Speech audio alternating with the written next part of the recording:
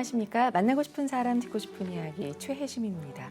김정한 목사입니다. 건강하세요. 호국 보훈의 달을 보내고 있습니다. 특별히 올해 6월은 대한민국의 역사 가운데 오랫동안 기억될 크고 작은 일들이 정말 많이 있었고요. 또 계속해서 진행 중에 있는 달인 것 같습니다. 그러기에 정치, 경제, 사회, 문화 등 사회 각 분야를 위한 대한민국을 위한 기도가 더욱 많이 필요한 달인데요. 감동이 되는 시 한 편이 있습니다. 김광섭 시인의 나의 사랑하는 나라의 일부분 소개할게요. 지상에 내가 사는 한 마을이 있으니 이는 내가 사랑하는 한 나라이더라. 세계의 무수한 나라가 큰 별처럼 빛날지라도 내가 살고 있는 내가 사랑하는 나라는 오직 하나뿐. 나는 종처럼 이 무거운 나라를 끌고 신성한 곳으로 가리니.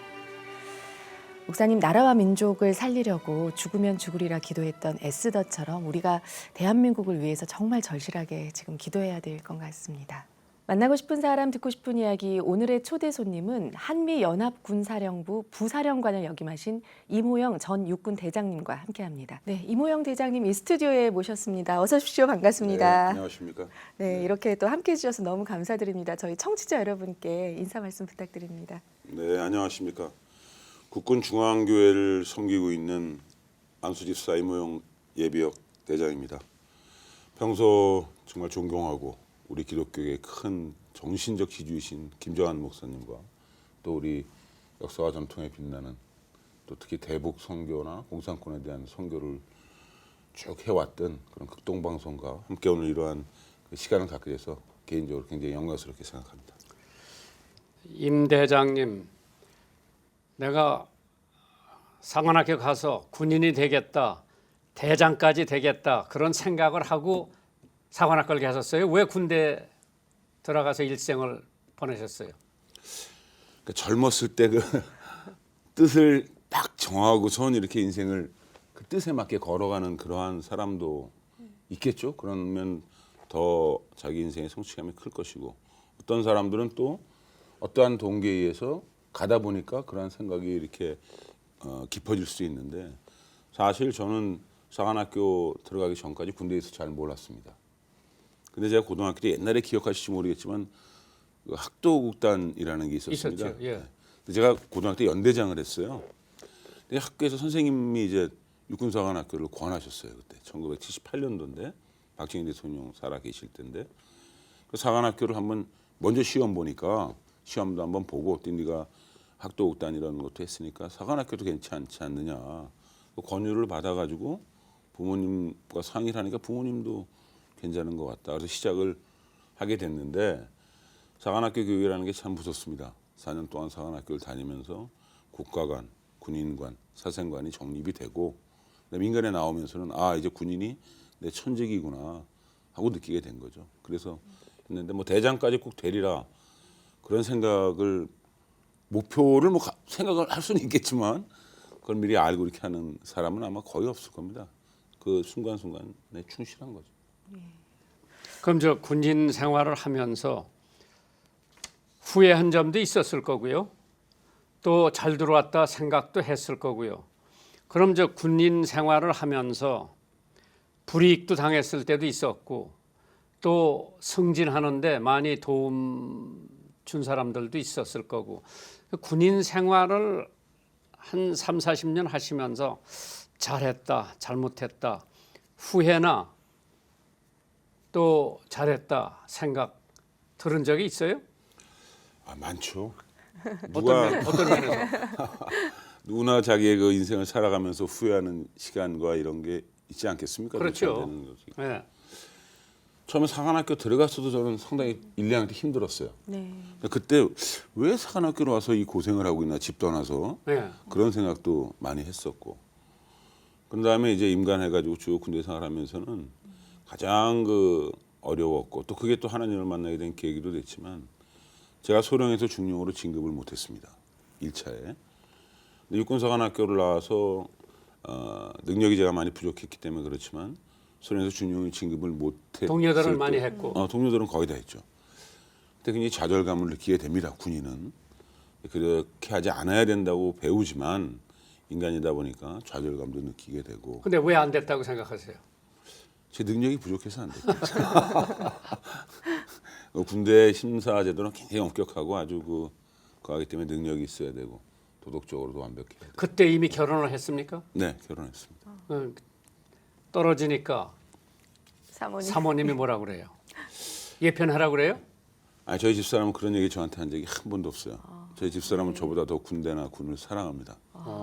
그래서 군인한테 시집 오기를 원했고 군대를 좋아했기 때문에 제가 소령에서 중령 진급이 안 됐을 때도 뭐 군대 생활을 그만두는 이런 얘기는 들어본 적이 없고. 그때 믿음은 가지셨어요?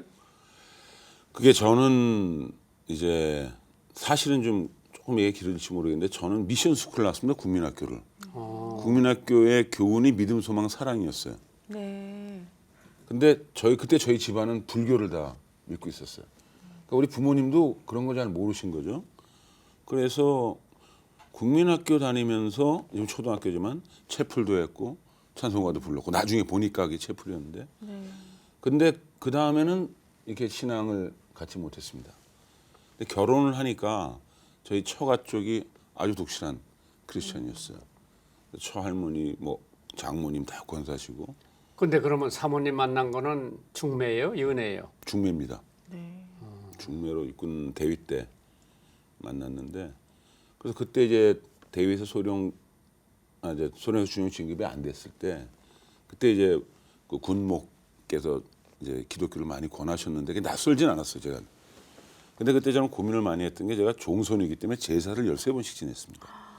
그러니까 그런 13대 종손인데 한 세대를 30년 보면 390년 동안 이런 걸 해왔는데 내 대에서 내가 이걸 탁 끊는다는 게 아직 뭐 신앙이 그렇지 않을 때니까 이 고민이 많이 돼서 교회를 못 가고 있었는데 그때 이제 어려운 환경이 되고 공고해지니까 하나님의 섭리로 그때 세례를 받게 됐고 그때부터 이제 교회를 다니게 됐습니다. 네. 이제 그거를 어느 정도 극복이 되고 네, 그러면 이제 2차에 중령 진급이 되고 네. 그다음에는 이제 쑥쑥쑥쑥 올라가시고 안에 쑥쑥 안으로 못 올라갔습니다.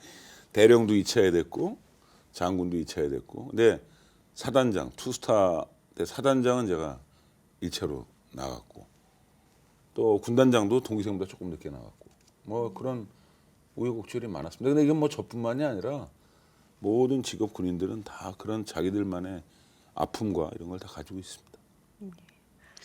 앞으로 우리 국방과 안보 참 우리나라의 사명이 운명이라고 생각을 하죠. 네. 어떻게 되다가 남북이 저렇게 갈려지고 있기 때문에 우리가 안보 의식은 가지고 있어야 되고 국방력은 튼튼해야 되는데 이러한 상황에서 우리 국군 장병들에게 어떠한 정신 사고 방식을 가지고 있어야 될 것 같아요? 아까 잠깐 말씀드렸지만 군대라는 조직은 전쟁을 대비하는 조직이지 않습니까? 그런데 지금의 이제 우리 대통령께서 노력도 하시고 미국 대통령도 그렇고 김정은도 그렇고 해서 이 화해 무드로 가고 핵을 제거하겠다, 비핵화하겠다. 이게 나쁜 일이 아니죠. 그대로만 되면 얼마나 뭐 좋은 일이겠습니까? 또 노력도 많이 하고 있고, 그 우리 민족의 염원이기도 하고. 그런데 이제 다른 외교나 이런 분야에서는 그렇게 노력을 많이 해 나갈 것이고 그런 거와 관계없이 아까도 말씀드렸지만 우리 군대는 항상 상대방이 가지고 있는 힘에 대비를 해야 되는 거거든요. 이건 보험과 같은 겁니다. 보험. 그래서 또 과거에 한 60년 이상 북한과 53년 7월 27일 날 전쟁이 끝나고 지금 60년 이상을 대치를 하고 있었지 않습니까? 과거의 경험도 있고.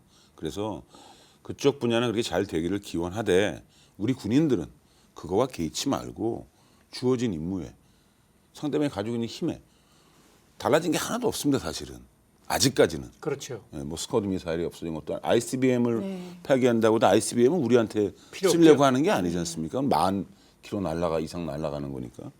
그렇지만 나머지 스커드라든가 기타 미사일 그대로 있고 110만 대포 그대로 탱크 그대로 있고 110만 북한군 그대로 있고 그럼 거기에 대해서 우리는 항상 준비를 해야 된다는 거죠. 상황이 언제 어떻게 달라질지 모르기 때문에. 그래서 하여간 그러한 부분에서 우리 군인들은 흔들림 없이 사명감을 가지고 자기의 기본 업무에 매진해야 된다고 생각합니다. 그 사모님도 군대에 대해서 일가견이 있으신데 우리 장군님 댁은 가족이 다 군인이라면요? 군인 가족이라고 자녀분들도 네. 네. 저희 딸은 또 육군 대위입니다. 정훈 대위고 저희 아들은 보병 전방에 있습니다. 보병 대위고 저희 사위는 육군 소령입니다. 그냥 완전히 그냥 집에 들어가면 충성하겠네요. 저희 집 사람만 이제 군복 입으면 다 군복 입는 건데 그렇게 됐습니다. 근데 따님이 어떻게 그 군인으로 사실은 저희 딸이 군인 될 줄은 아무도 몰랐어요. 저희도 몰랐고 고등학교 때 한 번 제가 물어본 적은 있습니다. 저희 딸한테.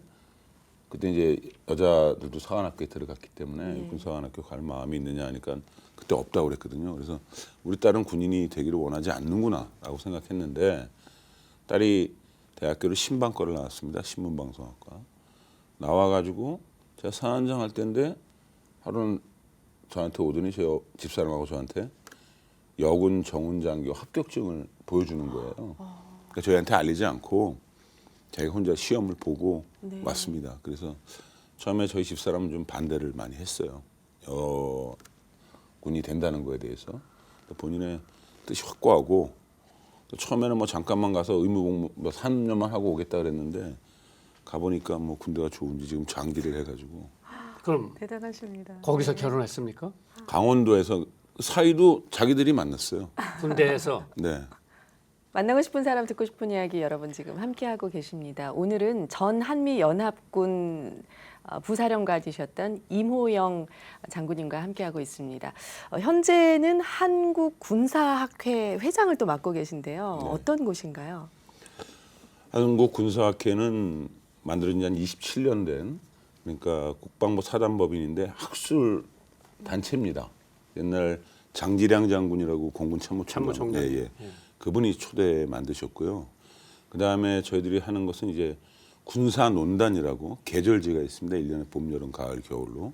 거기에 이제 군사와 관계되는 논문들을 수록을 했는데 그게 27년 동안 한 번도 중지되지 않고 지금까지 계속 해왔거든요. 그런 군사논단이라는 잡지를 계절별로 내고 그다음에 얼마 전에 끝났습니다마는 6월 달에는 대세미나를 합니다. 군사 문제에 대해서 호국보훈 달을 맞이해서 세미나 그리고 이제 중간중간에 이슈가 있거나 그러면 저희들끼리 그런 안보에 대한 이슈의 토론도 하고 정책 발의도 하고 그러한 역할을 하는 그러한 단체입니다. 이제 연합사 부사령관을 해보셨기 때문에 대부분 사령관으로 오는 미국 사령관은 굉장히 친한적이고 네. 예편을 하고 가서도 친한 활동을 많이 하더라고요. 네, 네. 근데 부사령관으로 계실 때 사령관이 어느 분이셨어요? 저는 세 분을 그러니까 제가 연합사에 2번을 근무했습니다. 투스타 때 작전참모 차장을 했고 부사령관 했는데 투스타 때는 서먼 제너럴 서먼 저 사령관을 모셨고요. 스카프로티 지금 나토군 사령관하는 그 사람은 참 훌륭한 사람이에요. 네. 그다음에 지금 이제 브룩스 사령관 같이 이렇게 근무하고 있습니다. 다 친한적이지요, 그 사람들. 네, 뭐 다 특히 그 뭐 우리 국민들도 많이 아시지만 브룩스 사령관은 대대장 때 한번 근무했어요 여기서요. 그 보니파스라고 그 판문점 있는 데서 했습니다. 그때부터 인연이 돼서 한글은 뜻은 잘 몰라도 다 읽어요. 그리고 애국가도 전부 암송을 해서 사절까지 부르고 그다음에 주한미군들한테도 항상 강조하는 게 주둔국 입장에서 국민들 입장에서 생각을 많이 해야 된다. 그래서 한글을 배우라고 얘기도 많이 하고 자기 이름과 직책 정도는 한글로 한국어로 얘기할 수 있어야 된다. 그 정도로 아주 친한적이고. 그리고 이번에도 태평양 사령관이 대사로 온다는 것도 네. 참 우리 한국으로선 잘 된 거죠. 해리스 사령관도 굉장히 그 유능한 신분이고 저도 뵀습니다만은 또 굉장히 강경하기도 한 그런 군인인데 저희 한국으로 봐서는 굉장히 특히 군대적인 입장에서 제가 봤을 때는 굉장히 좋은 분이다 이렇게 생각을 합니다. 이 군대라는 곳이 정말 하나님을 만나기에 더없이 좋은 곳인데 계시면서 이제 군선교의 중요성과 여러 가지 현실들을 많이 접하셨잖아요. 어떻게 생각하시는지요? 제가 이제 늦게 아까 말씀드린 것처럼 좀 늦게 갔지만 하나님의 저는 섭리라고 생각하는데 제가 초등학교를 미션 스쿨을 나온 다음에 저희 집안이 다 기독교로 개종이 됐어요. 저희 어머니도 기독교로 가셔가지고 예. 저희 아버님이 기독교로 가신 다음에 저희 아버님이 이제 제사를 그만하자라고 주장하셔서 이제 제사도 안 하게 되고 했는데 그 다음에 기독교를 이렇게 쭉 이해하면서 이 기독교는 정말 우리 군대에서 시작이 된 것이구나 하는 걸 저는 아주 전사를 공부하면서 많이 느끼게 됐습니다. 뭐 목사님 더 잘 아시겠지만 6.25 전쟁 때 미국이랑 같이 싸웠잖아요. 유엔군으로. 그때 카츄샤의 편지, 이승만 대통령한테 쓴 편지가 있습니다. 전쟁터에 나가는데 미군들은 목사가 와서 기도를 해준다. 근데 카츄샤도 같이 나가는데 네. 카츄샤는 사실 한국말도 영어도 잘 못하니까 자기들을 위해서 기도를 안 해준다는 거죠. 그래서 목사를 우리도 보내달라. 네. 그래서 군종 목사가 처음 시작된 겁니다. 우리 군대에서. 예. 그다음에 6.25 전쟁이 자유민주주의와 공산주의의 전쟁이기도 하지만 또 한편으로는 믿는 국가와 믿지 않는 세력 간의 싸움이기도 합니다. 그렇죠. 예, 북한은 믿지 않는 국가니까. 그리고 그 전쟁을 통해서 북한에 있는 수많은 크리스찬들이 남한으로 내려왔고 네. 그다음에 그러한 또 군대가 아니면 한 번도 교회를 접촉해보지 못할 병사들이 군대에 왔다 가면서 네. 70년대, 80년대 대한민국의 발전은 기독교의 발전과 같이 해왔다. 그 절정이 목사님께서 그 80년대 여의도에서 빌리그레암 목사님 모셔갖고 했던 그 대부흥회 이런 걸 통해서 왔기 때문에 저는 대한민국의 발전은 기독교의 발전과 같이 왔고 그 기독교의 발전은 우리 군대에서 시작이 되었고 예. 그래서 우리 군대는 더더욱 그러한 부분에서 기독교에 대한 책임과 사명감이 있다 이렇게 생각합니다. 그럼 이제 군 선교 그동안에 엄청 많이들 했고 또 기회가 아주 황금 기회가 주어졌고 앞으로 이제 타종교에서도 기독교가 저렇게 과도하게 평창되는 것을 원치 않기 때문에 이제 반대 세력이 나올 텐데 앞으로 이제 군 선교를 하면서 그 사람들이 민간으로 돌아와 가지고 민간 교회의 일환이 돼야 되는데 그게 조금 안 되는 것 같은데 그걸 어떻게 봐야 돼요? 그러니까 이제 목사님 중요한 말씀하셨는데요. 이제 우리 특히 개신교는 종단도 많지 않습니까? 대형 교회도 많고 이러다 보니 이제 어떠한 그 외형적인 거에 상당히 신경을 많이 쓰는 것 같습니다. 그러니까 육군훈련소에 세대를 우리가 얼마를 주었다. 뭐 지금 막 20만씩 1년에 세례를 준다 그럽니다. 그런데 그럼 세례를 준 그 병사들이 말씀하신 것처럼 전역하고 난 다음에 다 교회로 와야 되는데 그러면 수백만씩 늘어나죠. 교인이 늘어나야 되는데 왜 안 그런가? 세례를 주는 거에서 끝난다는 거죠.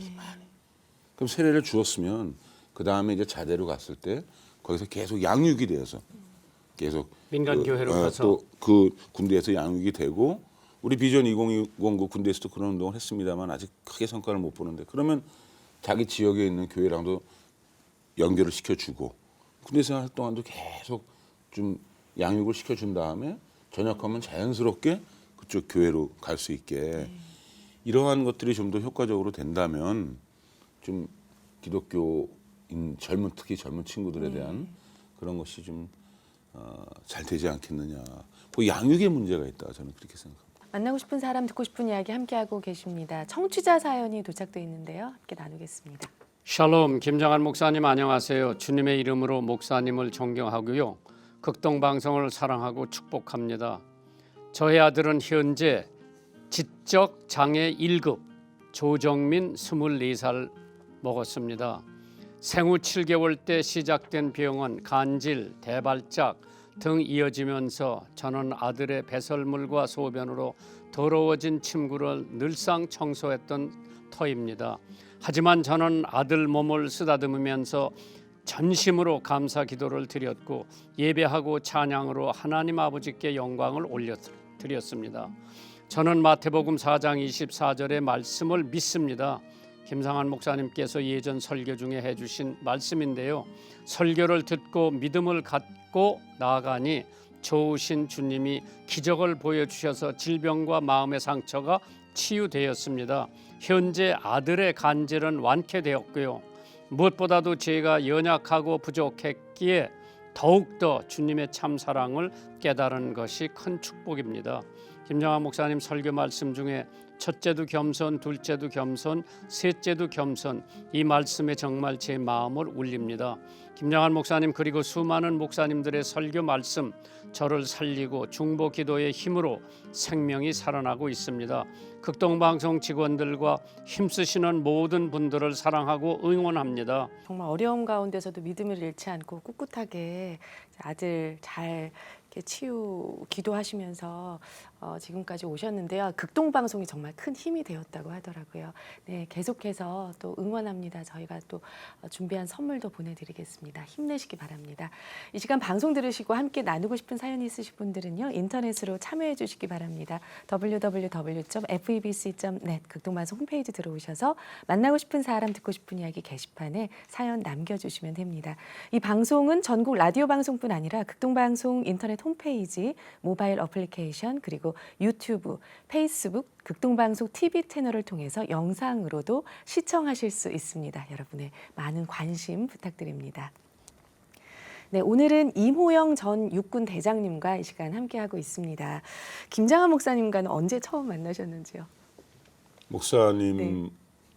뭐 존명이나 그다음에 그 지난 아까 잠깐 말씀드렸지만은 그 저희가 어렸을 때 그 여의도 부활절 빌리람 목사님 오셨을 때 여의도 집회. 통역하셨던 거 예. 그때부터 잘 아는데 직접 목사님을 뵌 거는 제가 원스타 때 1군단 참모장 할 때 그때 황준선 장로께서 그 군단장 하실 때 군단장. 네 그때 저희 군단을 위문 네. 오셨었어요. 그때 참모장으로 계셨구먼요. 네, 그러니까 저는 그때 이라크에서는 아니고 1군단. 글쎄 1군단 네, 네. 그 양반이 별 셋 때 그렇습니다. 제가 별 하나일 때 네. 준장일 때 참모장으로 제가 모셨을 때 그때 이제 목사님 배웠고 황 장로님이 신앙적으로 저한테 많은 또 네. 지침을 주셨죠. 예. 그것을 계기로 또 지금 극동방송 운영위원도 또 함께 맡고 계신데요. 능력이 부족한데 목사님의 강권에 의해서 네, 저희 극동방송이 또 북방 선교를 열심히 하고 있는데요. 정말 이 선교의 중요성, 방송 선교의 중요성도 많이 느끼시고 계시죠? 더 청취자 여러분 잘 아시겠지만 극동방송이 1956년도부터 시작해가지고 특히 그때 구소련, 네. 중국, 그다음에 북한. 저는 지금도 기억나는 게 극동방송 그러면 제가 소대장 때 DMZ 안에 지피장을 하고 거기 수색 매복을 나갔습니다. 밤에 매복을 나가면은 그때는 방송을 이렇게 다 남북이 네. 하고 했거든요. 그럴 때도 극동방송 그 방송이 계속 나왔어요. 그리고 그게 정말 가치 있는 일인데 그게 벌써 56년도부터 시작했으니까 예. 이게 몇 년입니까? 지금도 계속 그렇게 뭐 오늘 대담하기 전에 목사님도 뵀지만 지금도 북한에 또 믿지 않는 그러한 공산권 국가들의 방송을 하는 극동방송은 정말 소중한 그러한 방송이다 이렇게 생각합니다. 이제 앞으로 또 여러 가지 비전 계획 놓고 준비하고 계실 텐데요. 기도 제목 나눠주시기 바랍니다. 제가 이제 현역 때는 KMCF라고 하는데 이 예. 국군 있는 그 기독교 장병들의 모임입니다. 그 구호가 하나님을 위하여 나라를 위하여거든요. 그래서 앞으로도 하나님을 위하여 또 우리 대한민국과 나라를 위하여 제가 할 수 있는 일이 있으면 뭐 작은 일이 됐던 어떤 일이든지 할 수 있도록 노력하려고 생각하고 있습니다. 네, 오늘 이렇게 나와주셔서 감사드립니다. 네. 조국을 위해 한평생 살아오신 전 한미연합군 사령부 부사령관 임호영 대장님과 이 시간 함께했습니다. 오늘 나와주셔서 정말 감사드립니다. 네, 감사합니다, 목사님. 감사해요. 안녕히 네. 가십시오. 네, 감사합니다. 네, 한 주간도 주님 안에서 평안하시길 바랍니다. 만나고 싶은 사람, 듣고 싶은 이야기 저희는 다음 주 이 시간에 다시 찾아뵙겠습니다. 감사합니다.